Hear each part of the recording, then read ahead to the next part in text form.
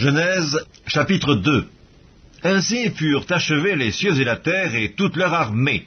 Dieu acheva au 7e jour son œuvre qu'il avait faite, et il se reposa au 7e jour de toute son œuvre qu'il avait faite.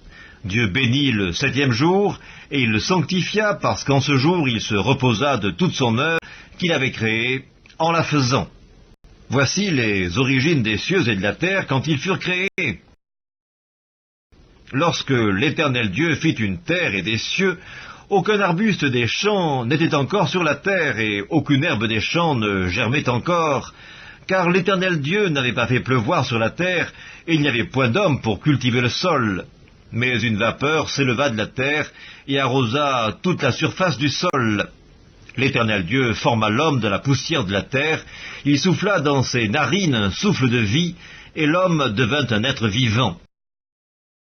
Puis l'Éternel Dieu planta un jardin en Éden, du côté de l'Orient, et il y mit l'homme qu'il avait formé.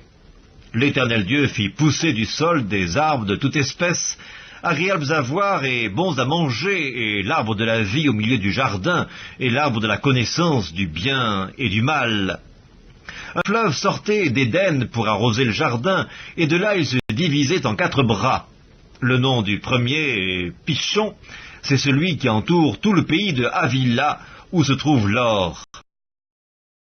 L'or de ce pays est pur, on y trouve aussi le bdellium et la pierre d'onyx. Le nom du second fleuve est Gihon, c'est celui qui entoure tout le pays de Cush. Le nom du troisième est Hiddekel, c'est celui qui coule à l'orient de l'Assyrie. Le 4e fleuve, c'est l'Euphrate. L'Éternel Dieu prit l'homme et le plaça dans le jardin d'Éden pour le cultiver et pour le garder. L'Éternel Dieu donna cet ordre à l'homme: tu pourras manger de tous les arbres du jardin, mais tu ne mangeras pas de l'arbre de la connaissance du bien et du mal, car le jour où tu en mangeras, tu mourras. L'Éternel Dieu dit: il n'est pas bon que l'homme soit seul, je lui ferai une aide semblable à lui. L'Éternel Dieu forma de la terre tous les animaux des champs et tous les oiseaux du ciel, et il les fit venir vers l'homme pour voir comment il les appellerait, et afin que tout être vivant portât le nom que lui donnerait l'homme.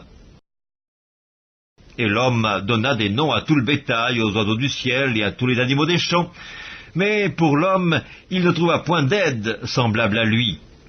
Alors l'Éternel Dieu fit tomber un profond sommeil sur l'homme qui s'endormit. Il prit une de ses côtes et referma la chair à sa place. L'Éternel Dieu forma une femme de la côte qu'il avait prise de l'homme, et il l'amena vers l'homme. Et l'homme dit: voici cette fois celle qui est os de mes os et chair de ma chair. On l'appellera femme, parce qu'elle a été prise de l'homme. C'est pourquoi l'homme quittera son père et sa mère, et s'attachera à sa femme, et ils deviendront une seule chair. L'homme et sa femme étaient tous deux nus, et ils n'en avaient point honte.